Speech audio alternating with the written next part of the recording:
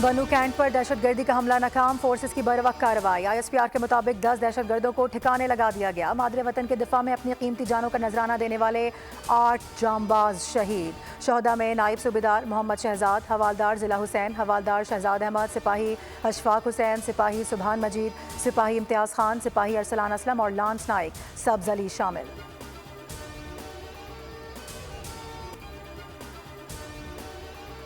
हुकूमत ने पेट्रोलियम मसनूआत की कीमतों में मजीद इजाफा कर दिया। पेट्रोल 9 रुपये 99 पैसे महंगा, नई कीमत 275 रुपये 60 पैसे फी लीटर मुकर्रर। हाई स्पीड डीजल की कीमत में 6 रुपये 18 पैसे इजाफा, नई कीमत 283 रुपये 63 पैसे फी लीटर हो गई। नोटिफिकेशन जारी।